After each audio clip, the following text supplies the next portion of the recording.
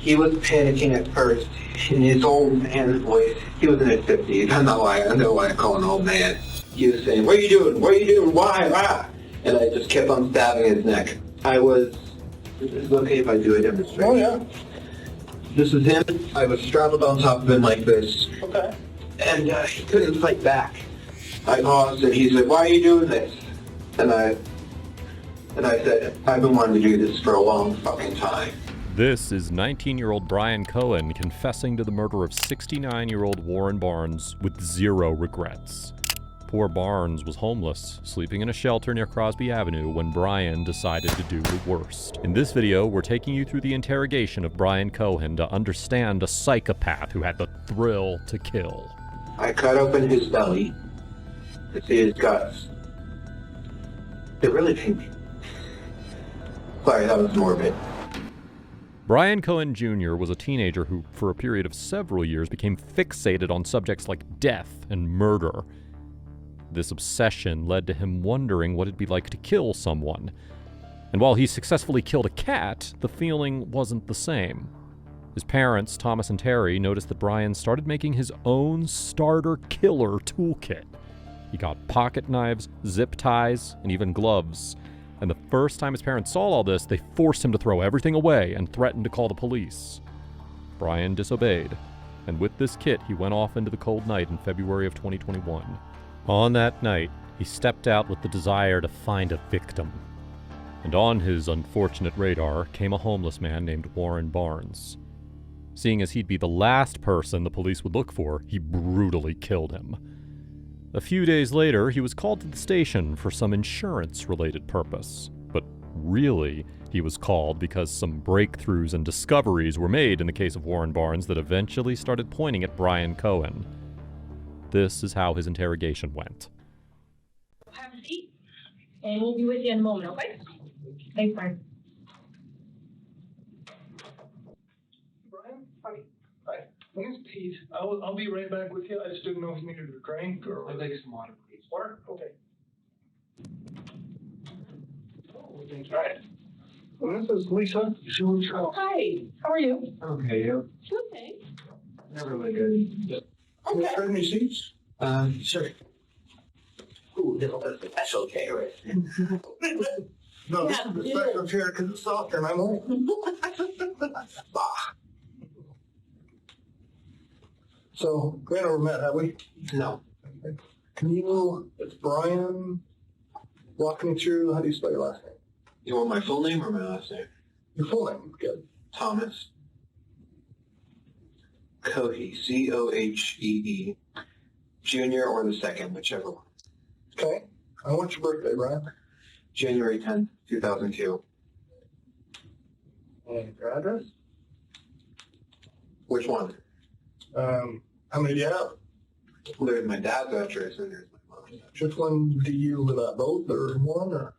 I sleep at my mom's, Okay. but I often visit my dad's every day. Okay. What's your mom's? Quite often, not occasionally, like maybe once a week, I'll just stay at my mom's, but yes, almost every day I go over there, evenings, mornings. I'll be right back. Okay. What's your mom's name? Terry Cody. What's your dad? Brian Joseph Cody Sr.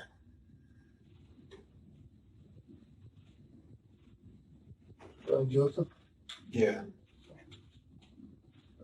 And do you have a Not on me. Brian seems calm and composed in the initial line of questioning, which suggests one of two things. Either he's got nothing to hide, or he's a professional liar. But time will tell whether this calmness will fade or not. what? Samsung, Android. So like a Verizon or something else? Is it like Oh, it's an Verizon? A10E. What? The phone model is A10E. Okay. Do you know who your provider is though? Like AT&T. Verizon? AT&T? And how did you get here? I murdered someone. Wow. Just like that. No regret, no remorse, no shame. Just straight up, I murdered someone. That saves us half the time of proving whether he did, leaving us with the other half of the mystery. Why? Okay. To do my job, since you don't have a face card, we can go to the right. Yeah. You want to look at the form with me? I know the basics, mirror rights. Yeah, that's what it is, but I got to go over a form with you just to make sure we both understand them, okay? Yeah. Oh, So going over that, you want me to keep talking to me? sure, yeah. You understand those, right? Yeah. Yeah, sorry. So, can we go back over, I didn't quite understand the dates or what ended up to the body. You said you tried, but it didn't work out. Let's go back What do you to want to that. know? To start back at the beginning and go slow and tell me as many details as you can remember. So, because I mean, Murray going to jail for the 15 years probably. I have no idea. Because We're at the beginning. it's murder. I mean, I'm going to jail for Okay. 20. For someone who just confessed to murder and knows that he'd be serving over 20 years, he seems awfully gleeful. This is when you know you're interrogating a real psychopath. Their trait of not recognizing what's right and what's wrong compels them to do such heinous acts without feeling an ounce of remorse. But the burning question here that you and I are here for is, why? But so I figure, why fight it? Okay. So what's important to me is to learn as much about you and what you did and as I can. Well, As many details as you can give me, the better. I drive a 2007 Ford 500, Okay. and I keep a small 18-inch bat in there for self-defense, and a large kitchen knife in the glove box, both for self-defense, because I don't really trust anyone, or really any part of this town, so that's why I have both. And, let's see. Yeah, it was the night of February 27th. It was a full moon. And I figured, I can see so well, why not drive out? And I am in a bad state of mind at that time. I have major depressive disorder, so I am not thinking, shall say, positively. Okay. And I'm cruising around for an hour and a half. So I fill up on gas halfway through, and I'm eventually driving underneath the bridge near the sheriff's office. You know, like how... Oh yeah, go ahead. Thank you. And Brian, before you start, you say you have a major depressive disorder. I'm just curious what those are. Well, actually, I have several. I have high-functioning Asperger's. Okay. I have ADHD Uh-huh. and major depressive disorder. Okay. Major depressive, so you were wondering what that last one is? Yeah, I know what they are. I was curious, what the exact diagnosis was and who diagnosed them. It was Brett Phillips from Lotus Counseling. He, Brett Phillips from which counseling? Lotus Counseling. It was, I want to say, years ago. Okay. And he said, looks like you have major depressive disorder. I could be wrong. He could have not formally diagnosed me, but that's what he told me I have. So it's like, oh, Major depressive disorder is just another word for depression. And even though he casually brings it up, we're not convinced that it's true. Symptoms of major depressive disorder include feelings of sadness, tearfulness, emptiness, or hopelessness, loss of interest, tiredness, anxiety, and feelings of worthlessness or guilt. None of these symptoms seem to match Brian so far. However, when you mix the traits of a psychopath, a person who feels nothing, with the symptoms of depression, you get psychopathic depression, which is silent but deadly. It's hard to identify a person dealing with this disorder, and there's very little research done to figure out what it is. So it's possible we're looking at the interrogation of a case study for psychopathic depression. So let's just say this is the office, right? And this is the parking lot. Take a turn, and here is the bridge. That one. And it was right here. Okay. I mean, So the bridge right here on Grand? yeah, the one. I'm bad with words. I'm just. Okay.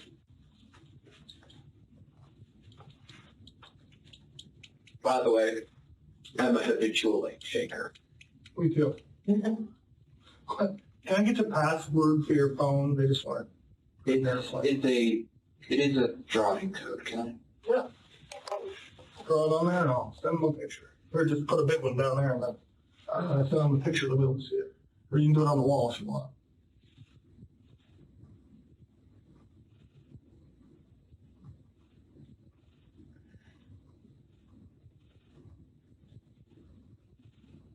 I have a question. Mm-hmm.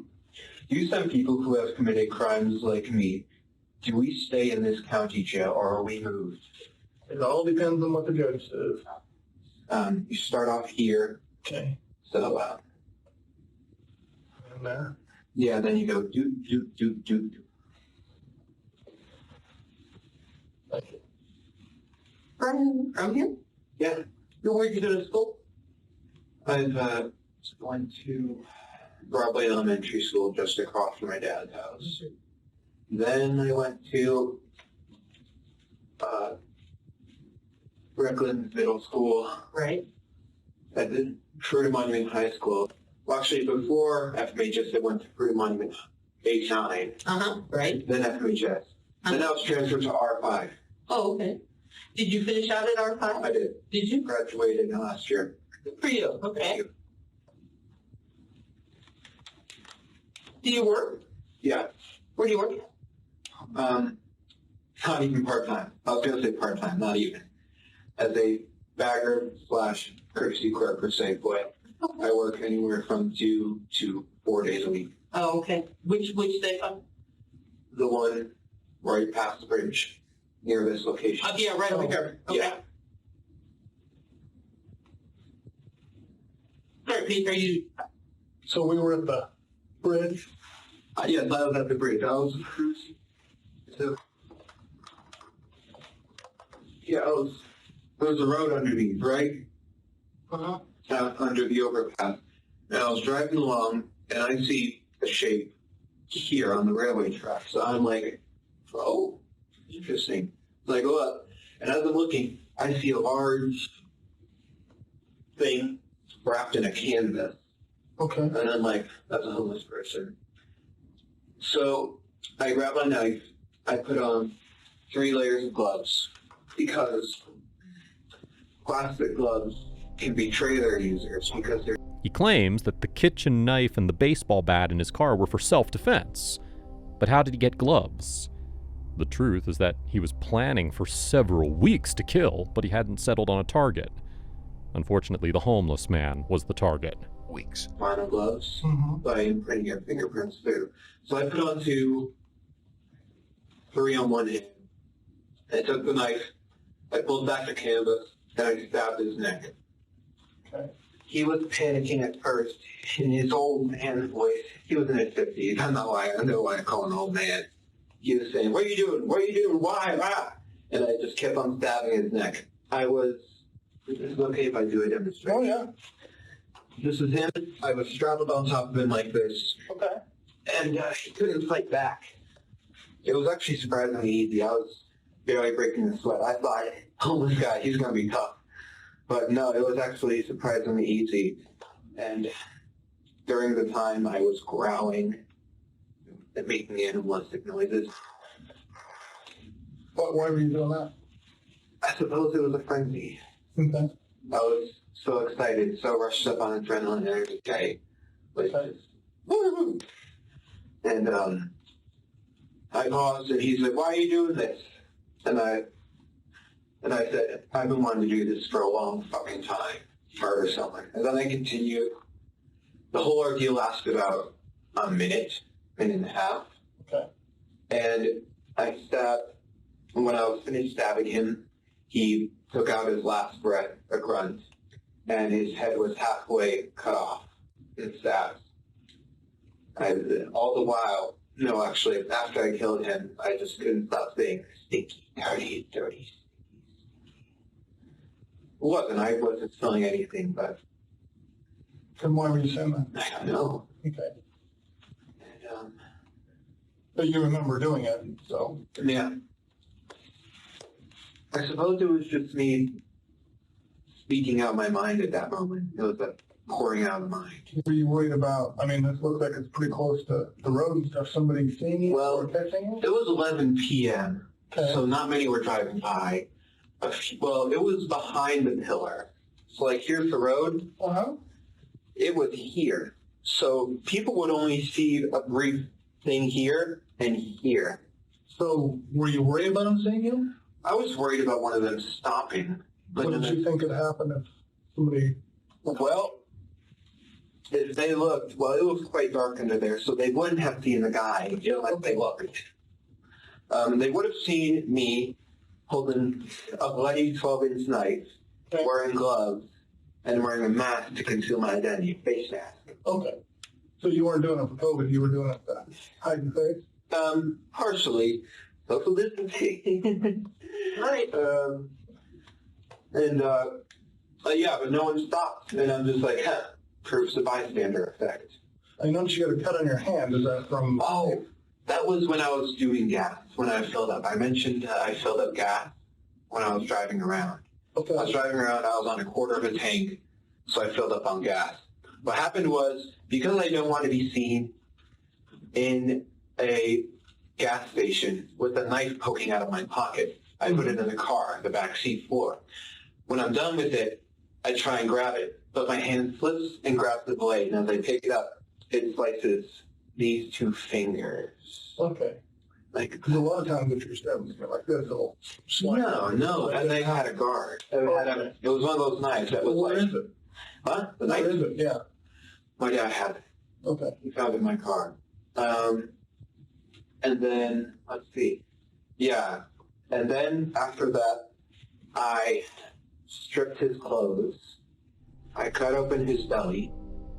This is And there it is. The full-fledged killing experience is vivid and accurate as ever.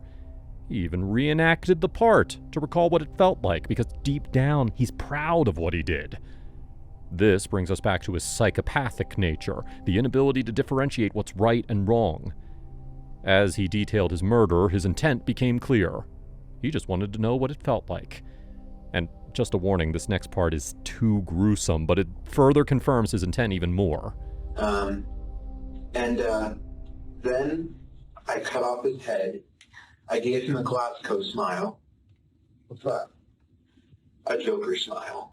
Destroyed his eyes by stabbing them in. Okay. And then I cut off his hands. I put those in plastic Ziploc bags.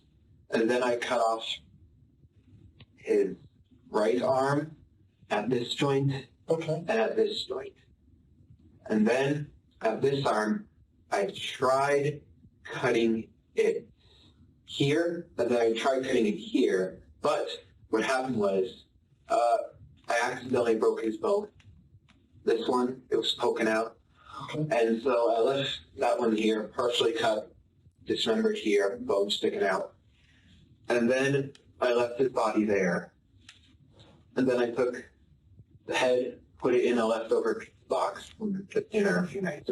Every part of this gruesome and horrific description confirmed everything that the police found the next day. It's right here. Oh, you see it? Yeah. Because there's an arm. Oh, shit.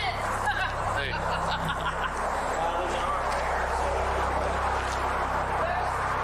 Search ever. There's an arm. There's another arm. Okay, hold on.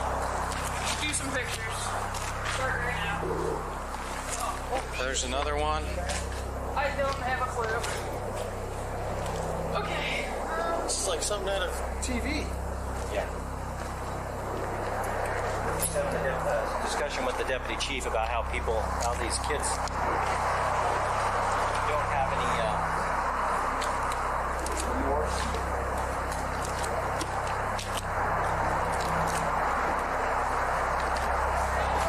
Right here's a leg.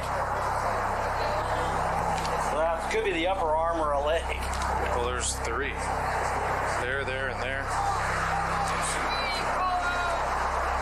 Pieces down there. The police even located Warren Barnes' shelter on top of the pile. If only he had been inside and not in the sight of this monster, he would have been alive. But then again, he would have killed anyone just to know what it feels like. So, and then I took the hands, put them in the back, drove home, hid the hands and head in my room, cleaned the knife, threw away the garbage with the blood on it, and then put the blood stained, wasn't stained, it had splatters on it. I put it in the dish, in the washing machine. What? What did you put in there? I put the outfit I murdered him in So the you washing were wearing, or? Yeah, I was wearing. Okay. In the washing machine, put it on high speed so it would effectively remove the blood. Washed it twice. And then I tried going to sleep, but I was worried that because there was a hole in my gloves right here, I was worried that they would be able to... For someone who just casually confessed to the murder, why would a partial print be of concern? Perhaps he did try to get away with murder, but as he was coming into this interrogation, he knew he got caught. So he knows that there's no use hiding now. So I figured, why not go all the way? I drove back in a different outfit, picked up his body, surprisingly heavy, put it in my trunk, and drove to the Blue Heron drop-off station. Okay. I parked, so it's like this, right? So let's say this is ground. The ramp is quite steep, and you need to have four-wheel drive to pull out of it. Okay. And my car didn't. I thought, so I pulled in, I thought that I could drive out. Because I put it in reverse, A, so that it's easier to pull the body out. And B, because the back tires would provide propulsion to push up. Right. And I open the trunk, I take his body out, I put it in the water, and because I don't want fingerprints on a body, so I just try moving it with my shoes. That works successfully. He goes out some part in the river and floats off. Okay. God knows where he is now. Maybe a he. He's dead. Still a hit. Okay, yeah. God knows where he is now. I think my guess was that it would be discovered this morning or next morning, so keep an eye out for any river-related activity. Okay.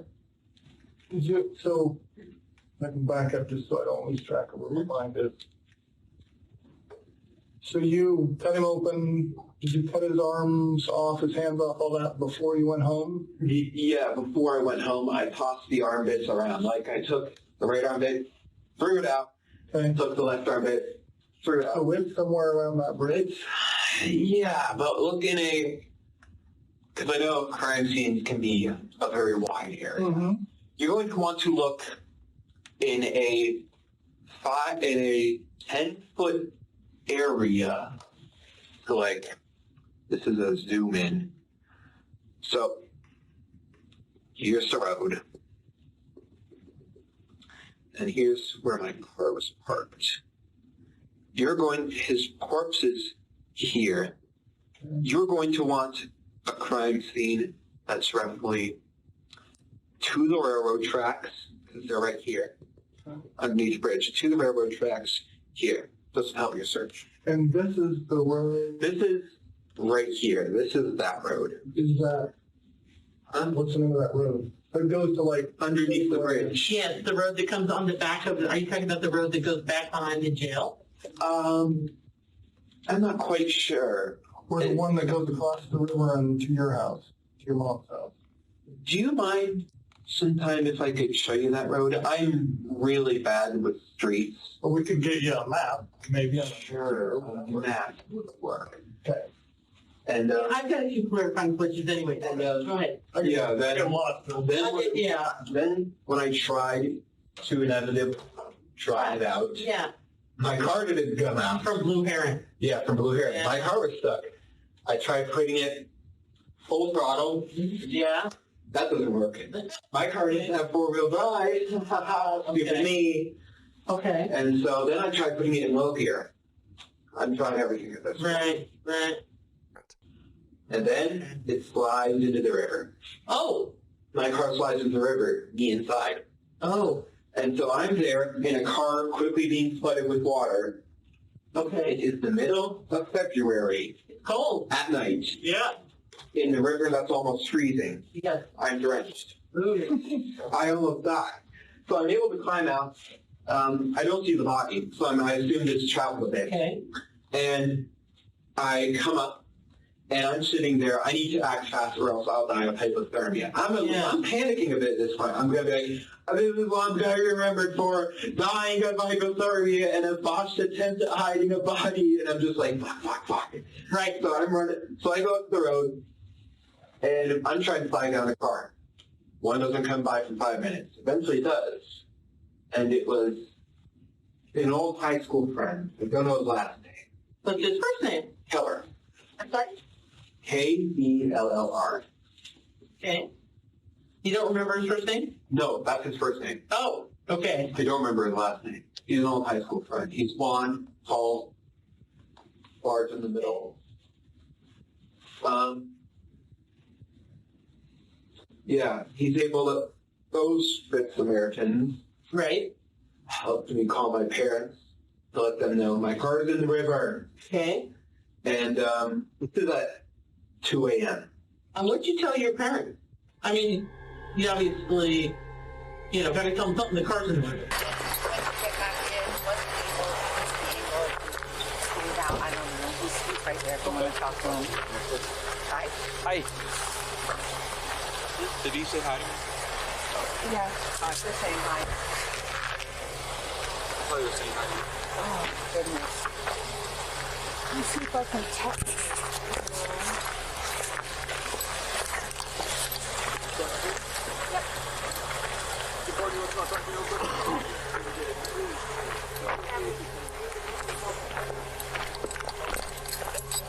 I did not know that. How do we call a tow for that? I don't know, because he'd have to get in the friggin' water. Yeah. I called Black's Towing, and they want me to text them a photo of the car because they think they might be able to pull it out. Okay. So you're already in contact with them? Yeah, but I only have like 10% battery left on my phone, and now he wants me to text him a photo of the car, and I'm like, oh, good Lord. I can take one and text it to him for you if you'd like. Oh, that would be fantastic. Thank you.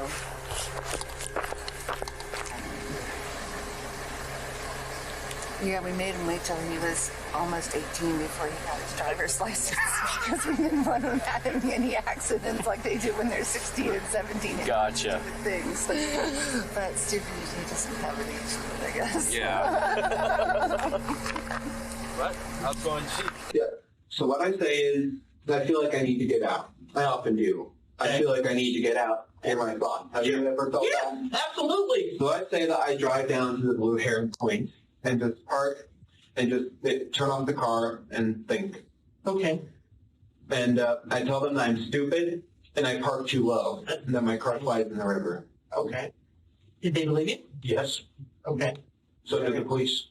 The police came too? Yes, they called the police because while they were warming up, they tried 5 different tow truck companies. All of them said, oh, our driver's off shift, or, oh, we don't have the proper equipment. So they called the police. So one of them told them to call the state patrol. They couldn't get the number from the state patrol, so they called 911. Okay. And then the police came. I didn't do a breathalyzer test because I wasn't drinking. Was it the police or the sheriff that It came? was the police. Okay. All right. I remember clearly they were in black or dark blue. Sure. Okay. And you weren't drinking? Were you drinking? You were not drinking? No, I was. I have never touched any substances. Excellent. Okay. When he called his mother to give her this bogus excuse, she had no idea about the truth. Also, because of the drift current of the water, the body would have floated miles away before the tow truck could show up, so technically the body's gone.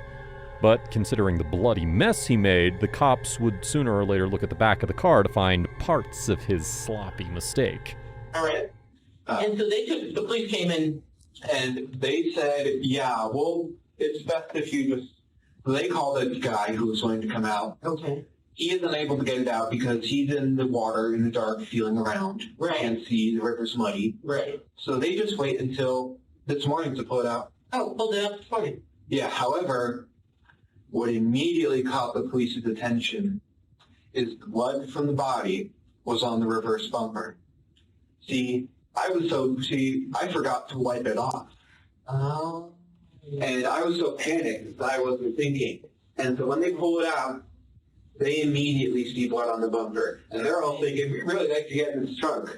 Fools. There is nothing in the trunk. Okay. And that happened this morning? no, they noticed it after I'd been sent home at 3 a.m. Okay. They noticed the blood. But yeah, this morning they noticed more blood on the door handle, the other door handle, passenger one. Okay. Yeah, and also the multi-layered gloves in the car. I took them out, and obviously my car wasn't there before I was able to throw them away. Sure. So did the cops talk to you guys about that this morning?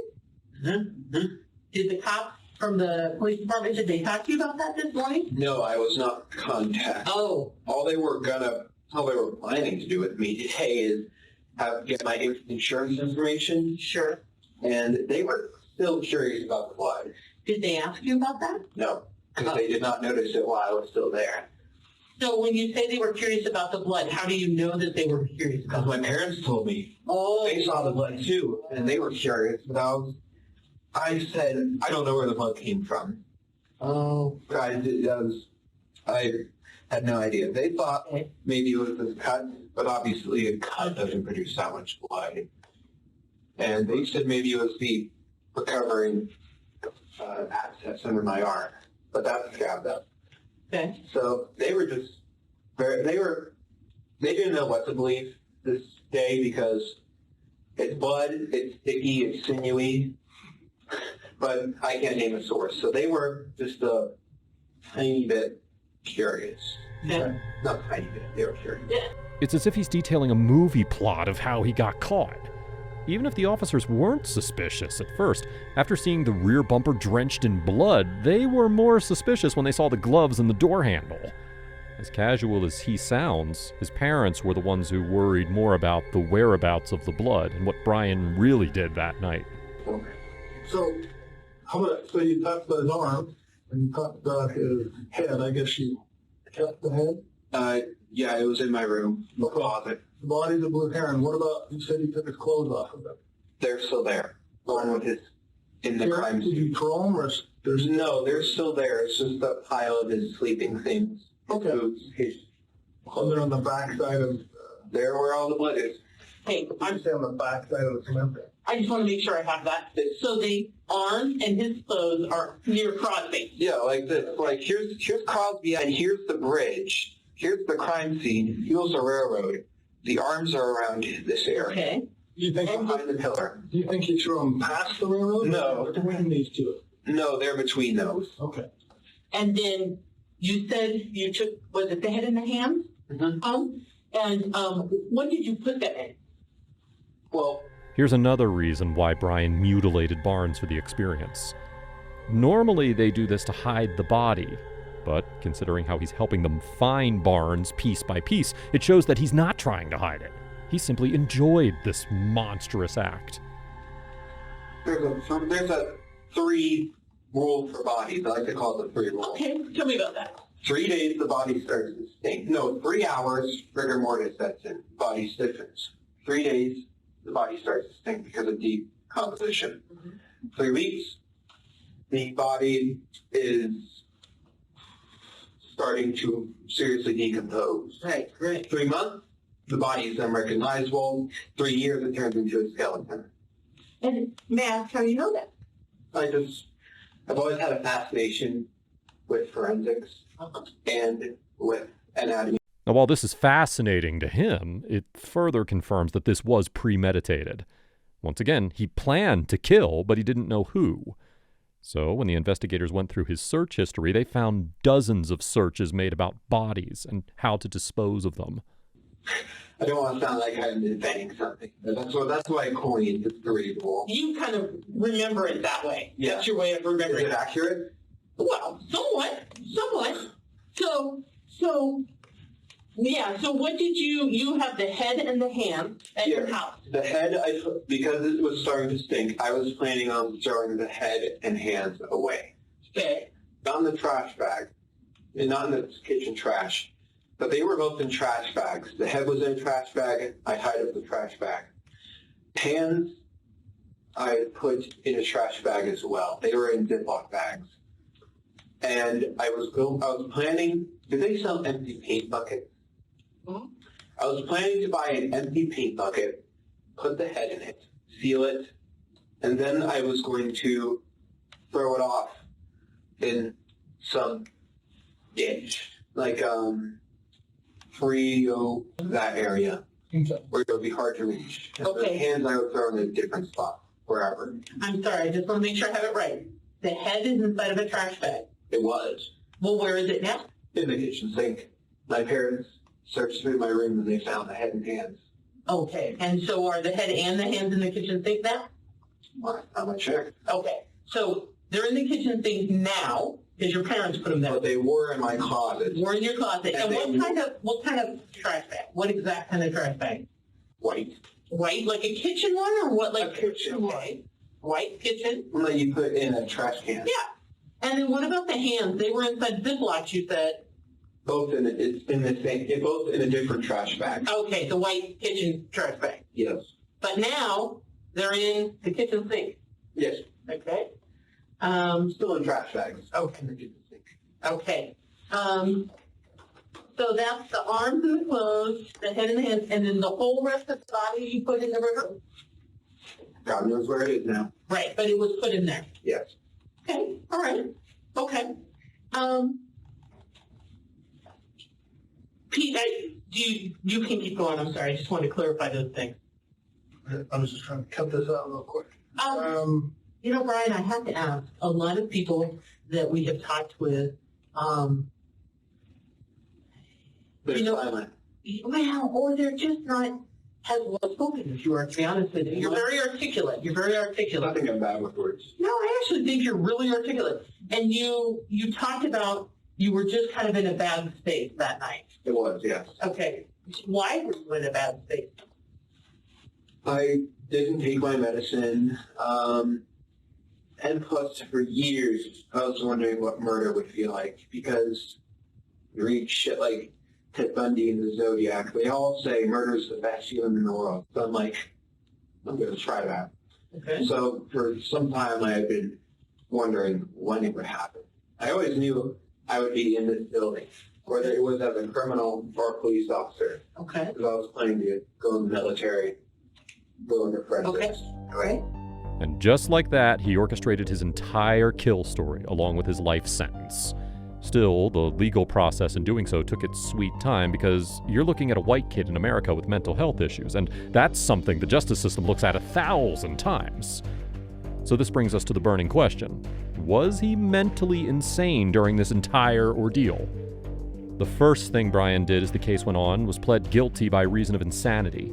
And in the state of Colorado, in order to be found legally insane at the time of the crime, a person must be found incapable of distinguishing right from wrong at a time when a crime is committed because of a mental disease or defect. You saw the interrogation and saw how he casually talked about dismembering the body, reenacted the stabbing, and laughed about how he couldn't get away. That's something the defense stood by. But the prosecution pointed out that Cohen admitted planning to kill someone for months. Plus, his description of Barnes's body and his scattered body parts shows that this was premeditated. 2 psychologists with the state of Colorado who examined Cohen concluded that he was not insane. And 1 psychologist who performed a separate examination on behalf of the defense said otherwise. On February 4th, 2023, after nearly 2 years, he was found guilty of first-degree murder, 2 counts of tampering with a dead body, and tampering with evidence. He was sentenced to life without the possibility of parole. This was how Brian Cohen committed murder, confessed casually, and is now stuck behind bars for life.